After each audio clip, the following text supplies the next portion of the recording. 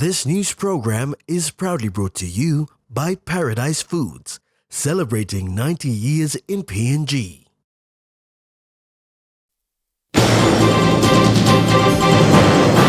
Governor General grants special mining list 13 to New Porgera Limited. First direct flight from PNG to Guangzhou in China this December. And PNG Red Cross Society hosts fundraiser for victims of war and natural disasters. A very good evening. This is National EMTV News. I'm Godwin Eki. Thank you for joining us. The Governor General Sir Bob Dadai yesterday granted the special mining list 13 to New Porgera Limited, where Barrick Gold President and Chief Executive Officer Mark Bristow congratulated the parties on this achievement. This followed the signing of the mining development contract by the state and NPL. This contract entered into also captures terms not already captured in the mining law. The state and NPL also executed the Fiscal Stability Agreement for the New Porgera project. This guarantees the terms and conditions that will apply to the mineral resource rights for as long as the extractor holds the rights. Barrick Gold President and Chief Executive Officer Mark Bristow congratulated the parties on achieving this major milestone, which bring the mine significantly closer to restart. He said that these are among the key agreements that must be signed for the mine to reopen. Bristow expressed that the only remaining step before the people of Porgera can see the white smoke they have been waiting for is the conclusion of new compensation agreements with the project landowners. The CEO assured that NPL will meet with the tenement agents in the coming week to commence the negotiation of those agreements. He said that Barrick New Guinea Limited has maintained the mine in care and maintenance for over 3 years in preparation for the restart and has taken the necessary steps to position New Porgera to reopen by the end of 2023. He also advised that the recruitment is being accelerated to employ the additional workforce required for Porgera to ramp up operations as soon as the compensation agreements are in place. Natasha Ovoy, National EMTV News. The first direct flight between Port Moresby and Guangzhou of the People's Republic of China is expected to take place in December this year. This announcement was made yesterday by the Minister for International Trade and Investment, Richard Maru. The discussion on opening the direct flights between Port Moresby and Guangzhou was held in July this year between Prime Minister Marape and Governor of Guangdong Province of China, Wang Weizong, during his visit to the nation's capital.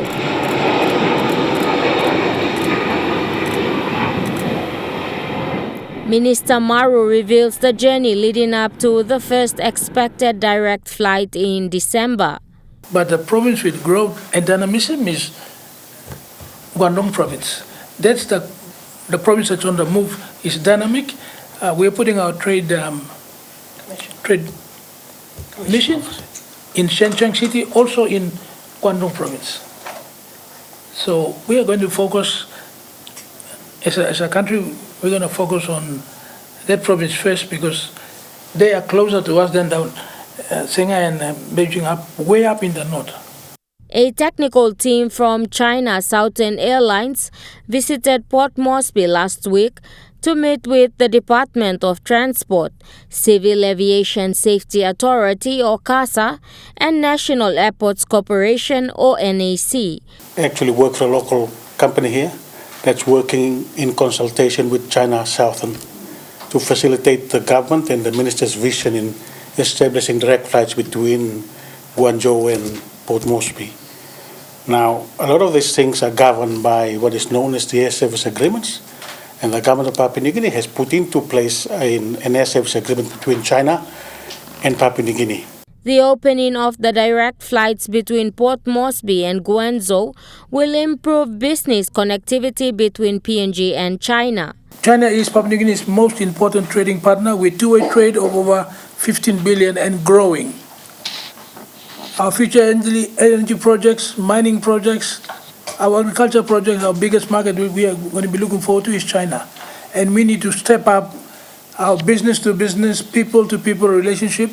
This opportunity for a direct connection to Guangzhou will also strengthen our country-to-country relations. Amanda Ilaitia, National EMTV News.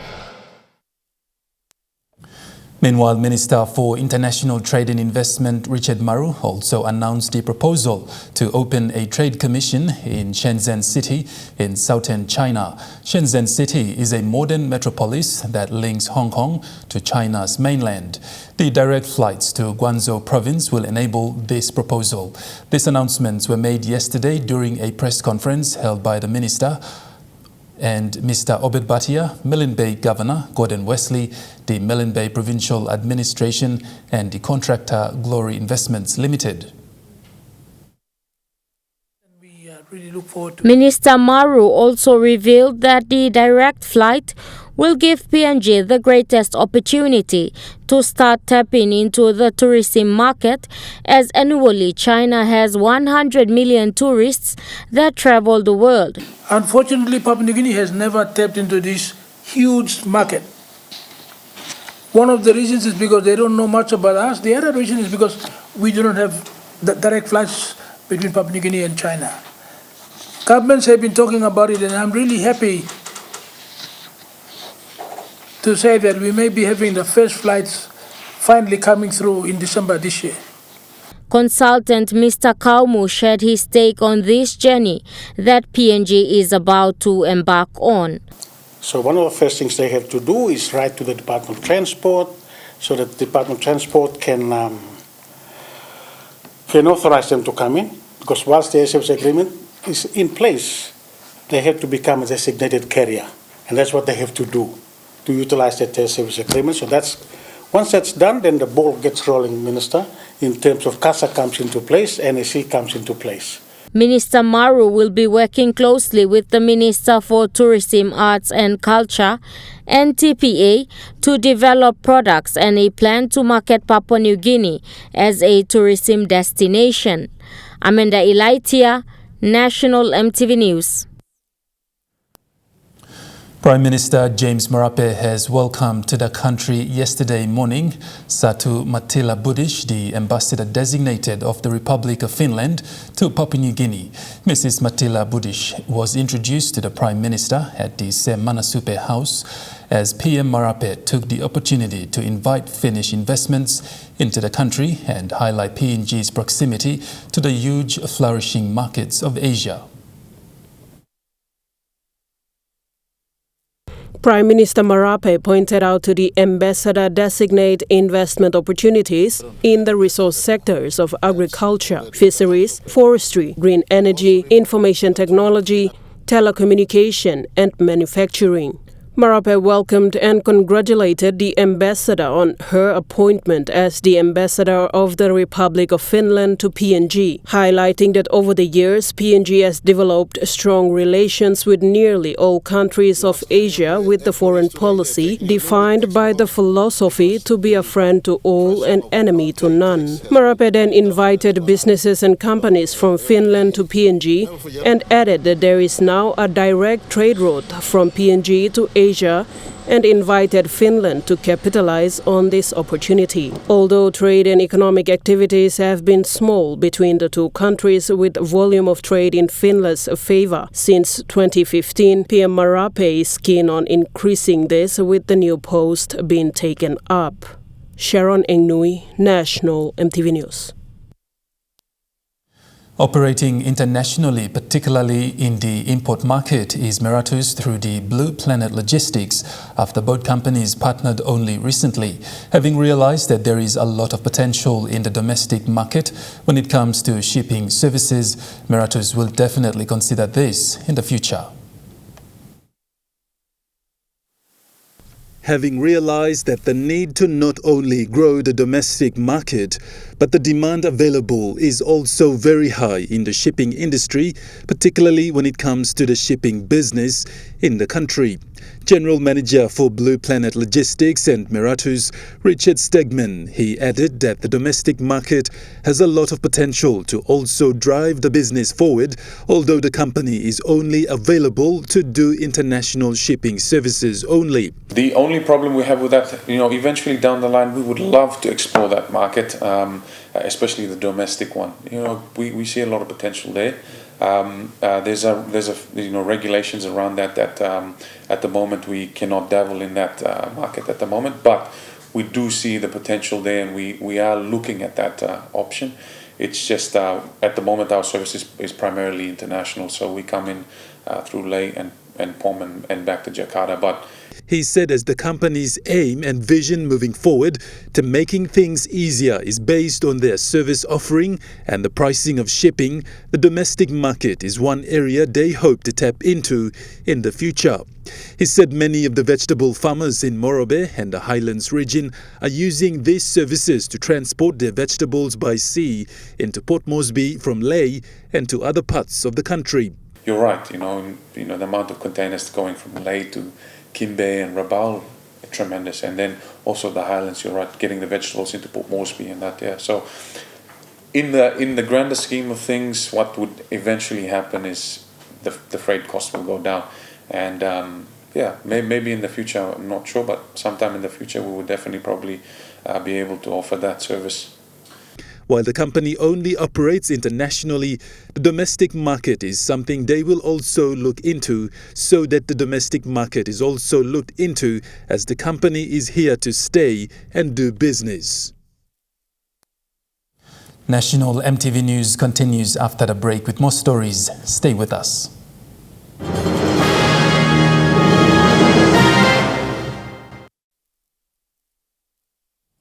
You're watching National EMTV News. PNG Red Cross Society hosted a fundraiser dinner yesterday in Port Moresby to raise funds to support the society's role in being the first respondents to victims of war and natural disasters.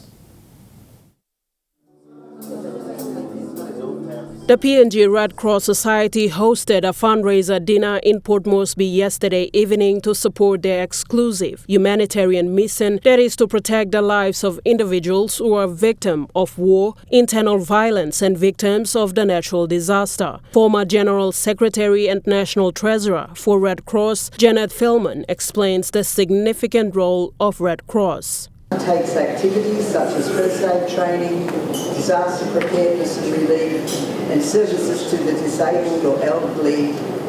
All activities must be undertaken in accordance to our fundamental principles, which are all around the room and have been on display here this evening on the screens. The International Federation of Red Cross and Red Crescent Societies is the coordinating body of the national societies. C was one of the longest-serving members of the society who has dedicated whole her life to the society. C reiterated that people can make a difference when they care and if they put their heart and soul into what they do. Governor General and patron of Red Cross Society, Grand Chief Sir Bob Dadai, spoke on the significance of the society. Has been towards health and well-being of those affected by natural disasters and health crisis by providing first aid, delivering disease prevention programs, and life-saving support and assistance to affected communities. Those affected by emergencies and disasters have received valuable assistance, such as relief items, shelter, healthcare, and psychological support. This valuable aid and assistance have been rendered by the unsung heroes of Red Cross. The Red Cross volunteers that tireless dedication has enabled the Red Cross to reach many affected communities and provide the necessary relief assistance. The Governor-General then explained sponsors highlighting that the Red Cross Society requires more funding support as the frequency of the natural disasters continue to increase across the country. To continue to support the PNG Red Cross, either in kind or financially, with sustainable the organization to continue its humanitarian services. And most of you are here tonight, and I want to say thank you. Without the valuable support and faithful service you render to the PNG Red Cross, the organization would not be able to sustain its services. The governor highlighted that actions demonstrate a collective commitment to a more resilient, compassionate and united PNG, adding that giving is not just about making a donation. It is about a difference. No doubt, generosity will make a positive difference in the lives of many people, and that is the true spirit of humanity. Sharon Engnui, National EMTV News. Lead singer of Wame Blood and chairman of Foe Association Johnny Yawari announced the preparations of a concert for Worthy Cause that will fall on the 10th of November at the Hilton Hotel in Port Moresby. Business houses and individuals are urged to purchase tickets and support this worthy cause, aimed at transforming the lives of the less fortunate and making sure no child is left behind. Concert is said to be the first of its kind for the country to experience and is scheduled for the 10th of November. Mr. Yawari further explains the preparations so far. Things for the concert has been arranged, and the lineup of the artists also been arranged. We've got all our feature artists. They'll be taking part in this event. The likes of Soul Harmony, Achitasi, and Didi Maro, and goes on. And also we have, I think, two or three acts who are coming up. According to Mr. Yawari, the funding raised from this exclusive concert will go towards funding of a project worth 1 million kina, aiming to transform the lives of the less fortunate children to have access to quality basic services and ensuring that no child is left behind. This is something that we do. I mean, if you feel that you want to at least contribute meaningfully in something, I think this is the best contribution you can do. To change the life of a single person through your support and donation that you do, that will change the life of a human being and a child growing up in this country. Mr. Yawari revealed that 20 artists, including the featured artist, will take part in the concert as a way of giving back to the community. For me to do this, and especially for our musicians and the artists who are taking part, is also part of our way of giving back to community. And for us, it's just for charity, and we don't get paid for doing this. This is part of our contribution to the community, and because of the fans that we have that have been supporting our music, and through some of the artists that we are here. And especially us as Wame Blood, it's one of the biggest bands in the country, but because of our people, and we promote our culture, we promote our heritage, we promote our people. He then acknowledged sponsors already on board and made an appeal to business houses to join this good cause. First of all, to Hilton Hotel. Hilton has come on board as one of the sponsors for this event. They've given us the venue for free as part of their sponsorship package to this event, and also to Santos for coming on board and as the major sponsor of the show, and also Kumul Petroleum, and also to National Gaming Board. And we also have interest from other sponsors as well. They've given their interest, so we're just following up on them, and I'm also appealing to them.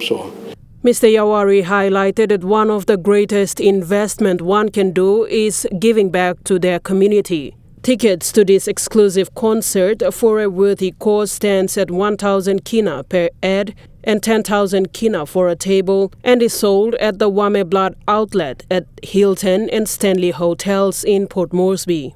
Sharon Engnui, National EMTV News.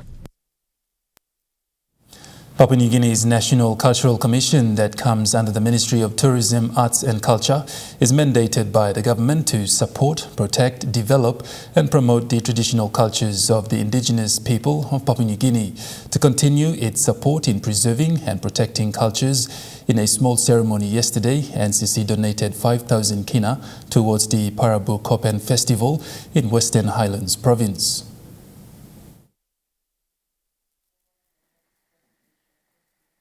The Parabu Kopen Festival is set to take place on 24th to the 25th of October this year. It will be a 2-day festival in Kopen village in the Tambul Nebilia district of Western Highlands Province. Timothy Doa, the chairman spearheading this festival, said the festival was launched in 2021, an initiative by him and his community members. Since its launching or introduction, there was no support that came from the provincial government and its leaders.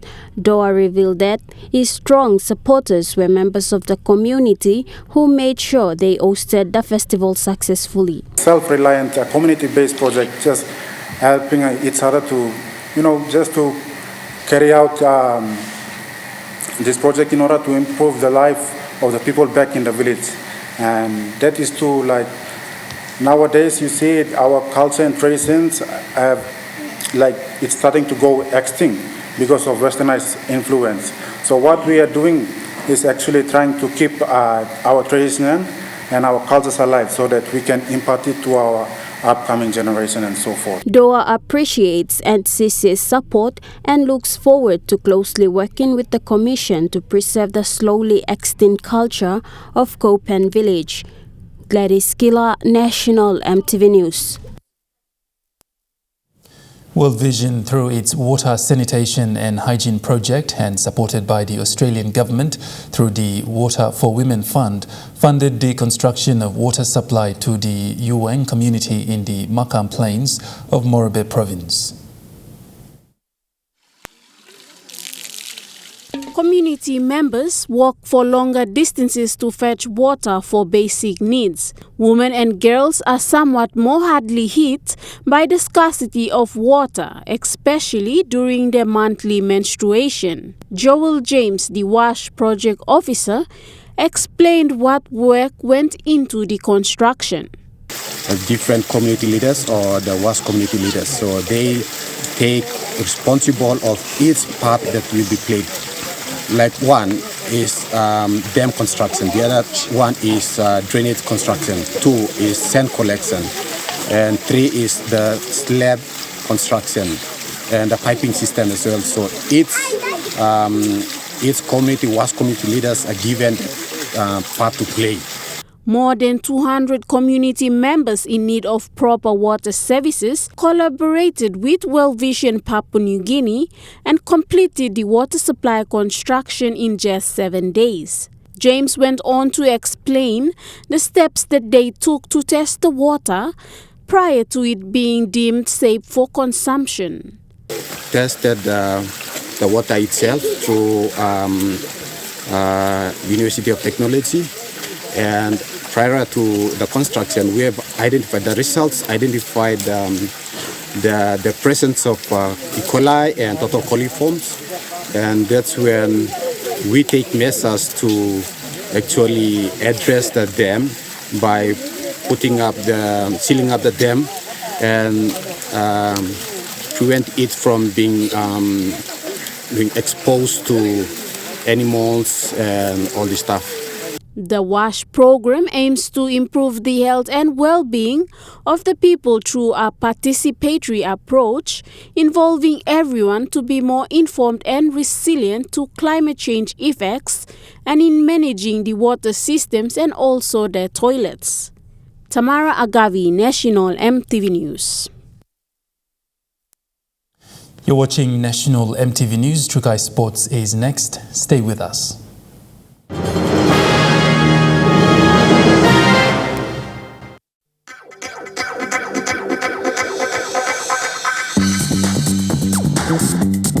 Trukai Sports.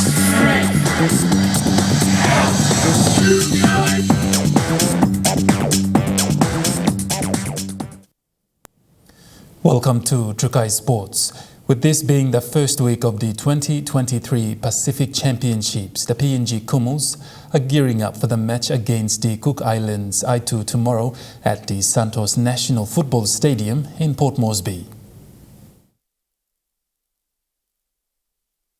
As footballers prepare for playoffs, Port Moresby Santos National Football Stadium is expected to come alive tomorrow afternoon as the PNG Kumals take on Cook Islands I2. Among them making his debut is the PM's 13 and PNG Hunters renowned Junior Rob, who expressed what he believes the PNG Kumals coach Justin Holbrook will expect from him. He wants to bring in the new energy that I always do during my games. And the last PM's game, he wants me to run hard, tackle hard, do my job, and that's it. Playing halfback for PNG Kumals is PNG International Rugby League footballer Lachlan Lam, who is one of the players with most experience on the team. I'm still learning. I'm still young and hungry to play well and help the people around me. So anything that I learn, mate, I'm always trying to teach and help out with the other boys and the boys around me as well, because we can do that, mate. We're all getting better together, and that's obviously what we want. A major omission is Storm centre Justin Olam, who is under an injury cloud but is noted to be included in the wider squad with Zach Labard and Roderick Tai. While Alex Johnston is moved to play fullback, Edwin Ipape has not been named following a one-game suspension from RFL. Natasha Ovoy, Trukai Sports. Leading the Fetu Samoa women's team is coach Jamie Soward, who says the ladies are ready for the playoff.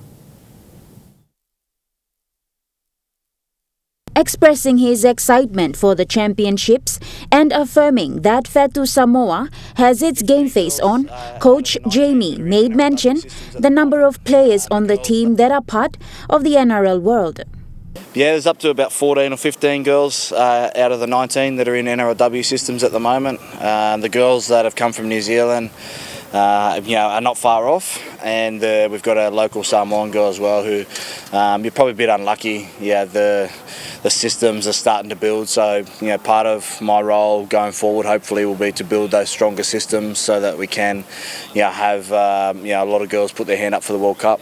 With the match set for 12:45 noon, tomorrow we'll see Fetu Samoa go up against the Fiji Bulikula in the women's division at the Santos National Football Stadium in Port Moresby. With ambition for the women's division in the league, this is what Coach Jamie had to say in encouragement to young aspiring rugby players who hope to go big in the league. I would not just say to the Justin Olams, the Xavier Coates, the Dan Russells, the Jack DeBellins, for the LC Alberts, those girls that have played, or those athletes that play, it's dedication, it's a passion, it's a love, and you've got to work every day at it. You've got to make sacrifices and eat right, drink right, and then just work on your skill base. Natasha Ovoy, Trukai Sports. PNG Football Association has hosted the Women's Conference Soccer League semi-final between the Hekari United FC and North Bougainvillea FC at the PNG Football Stadium in Port Moresby today, with Hekari United FC winning by 25 points to 0.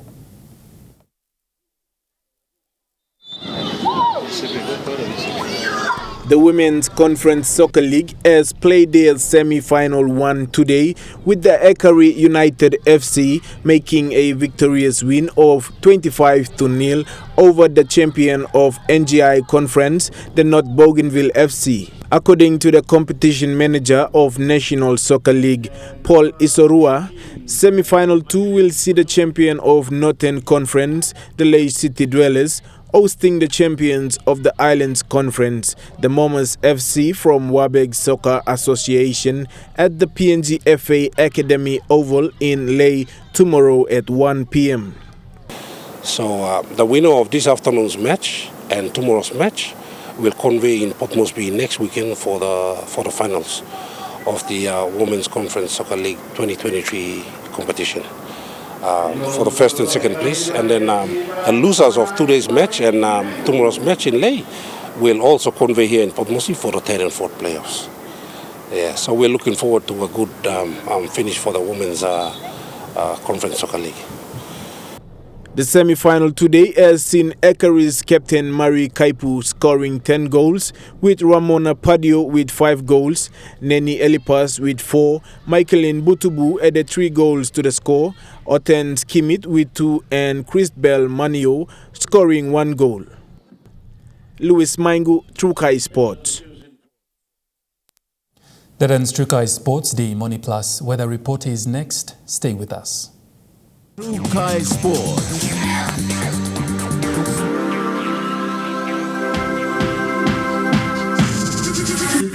Trukai Sports.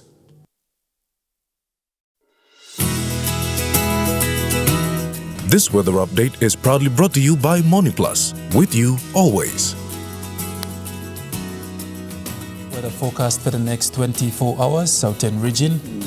Port Moresby, Kerema and Popondetta, cloudy with rain showers and possible thunderstorm. Daru and Alatau, cloudy with rain showers.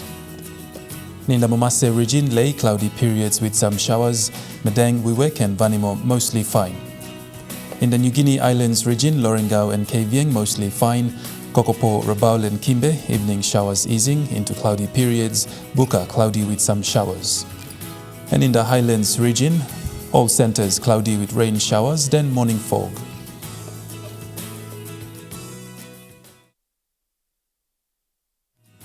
The weather update was proudly brought to you by MoneyPlus, with you always. And that wraps up the news, sports and weather for Saturday, the 14th of October 2023. From all of us here, pleasant viewing. Good night.